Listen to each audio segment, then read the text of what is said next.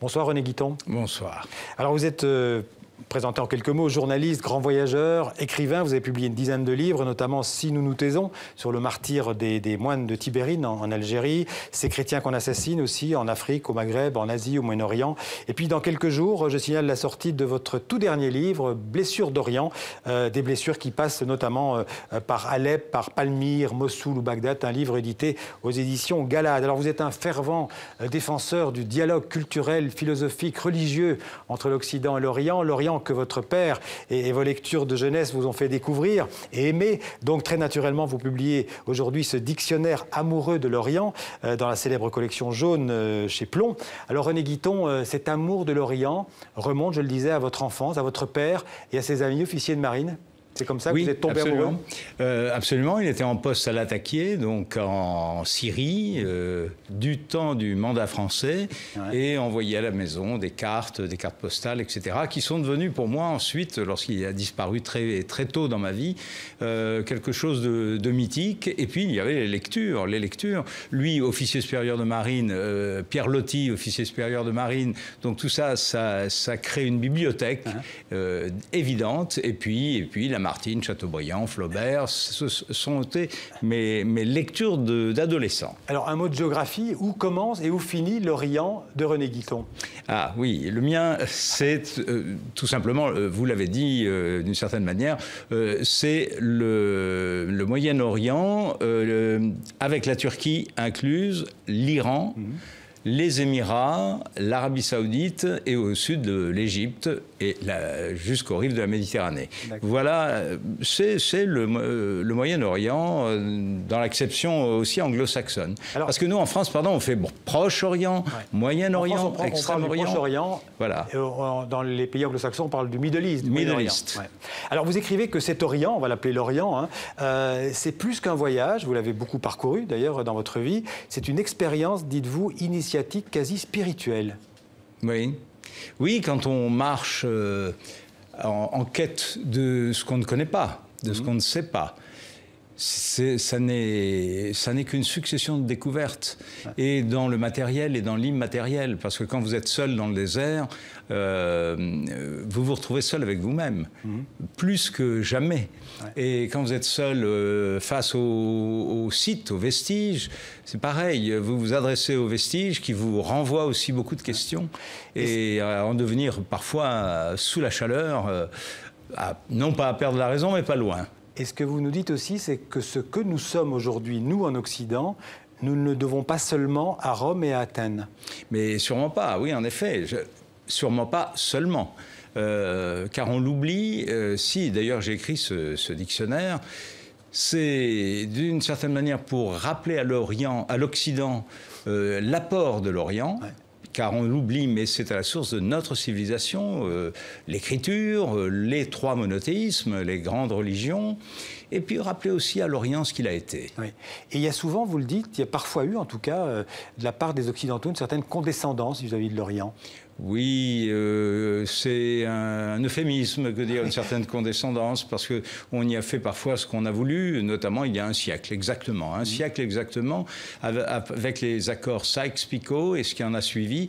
Les Britanniques et les Français ont découpé l'Orient comme ils l'ont entendu à l'époque, des zones d'influence, sans tenir toujours compte des véritables populations, des mouvements ethniques, etc., ce qui a donné des pays fraîchement créés, très fraîchement créés, puisqu'ils n'ont pas... Enfin, ils ont à peine un siècle pour certains. Vous parlez de ces accords Sykes-Picot, et ça me permet d'ailleurs d'aller directement au mot kurde, parce que, évidemment, la situation des... Puisque c'est un dictionnaire, donc c'est vraiment par ordre alphabétique, mais allons à la lettre K, et donc à la lettre K, on trouve le mot kurde. Vous dites c'est le peuple sacrifié, morcelé après la chute de l'Empire ottoman, et à la fin de cette Première Guerre mondiale, par la faute des Occidentaux. Ben oui, on avait promis aux Kurdes un État kurde. Et aujourd'hui, il y a 4 parcelles d'États kurdes qui ne formeront a priori pas un État. Il y a la partie autonome kurde irakienne, la partie qui se veut autonome aujourd'hui syrienne, les Kurdes syriens de Kamishli, et puis le PKK en Turquie, et puis les Kurdes d'Iran. Et tout cela est finalement lié par ses origines kurdes, mais malheureusement très éclatées. Alors René Guiton, ce qui est bien avec un dictionnaire, c'est qu'on peut le prendre à peu près à n'importe quelle page. On peut rentrer dans votre livre à toutes les pages, et notamment à ce mot Coran. Et alors j'ai appris par exemple qu'il a fallu attendre le XVIIe siècle, en 1647 si je ne me trompe pas, pour que le Coran soit traduit en français. Oui, bien sûr. Un millénaire après. Très tardive, absolument. Oui, un peu plus d'un millénaire après, et ensuite des traductions, mais qui ont été souvent. Il y a une traduction latine notamment qui a marqué l'histoire.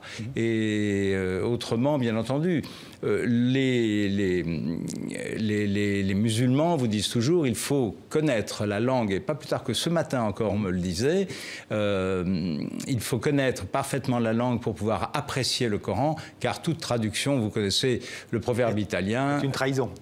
Toute traduction est une trahison. Ouais. Alors justement, un livre qui est le Coran, donc qui est la parole d'Allah révélée à Mahomet, et vous dites c'est un livre qui est difficile non seulement à lire, mais surtout à interpréter. Oui, mais je ne le dis pas que pour le Coran, car l'Ancien Testament, le Nouveau Testament sont logés à la même enseigne. Je crois que ce sont des livres qu'on ne peut pas lire seul. Il faut être accompagné pour comprendre le sens et le sous-sens. Tout ça est très parabolique aussi. Et le Coran a cela de différent des deux autres livres sacrés du monothéisme, c'est qu'il y a des versets abrogeants, les versets abrogés, etc. Et qu'on a tendance à lire d'une manière chronologique, ce qui n'est pas du tout le cas. Donc la lecture en est très complexe. On peut lui faire dire un peu ce qu'on veut. C'est un peu le problème aussi, parfois, de l'actualité aujourd'hui. Bien sûr, mais c'est la question de l'interprétation. Alors, on passe rapidement au mot « femme ». Et alors, au mot « femme », vous ajoutez d'ailleurs « femmes en leur voile ». Et vous rappelez d'ailleurs très justement que le voile, chez les femmes, ce n'est pas une exclusivité musulmane. Non, alors bien sûr, quand on prend les statuts bien avant notre ère, 2 millénaires avant notre ère, 3 millénaires avant notre ère, la femme est couverte d'un foulard. Je fais bien la différence entre foulard et voile, c'est-à-dire vraiment qui couvre le chef mais pas le visage.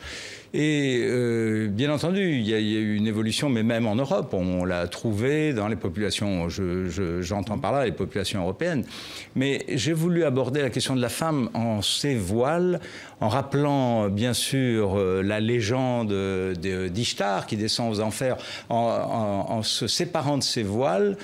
À chacune des portes, il y en a 7, elle doit enlever un voile et elle sera nue à la 7e, mais en gardant le voile sur la tête. C'est hautement symbolique.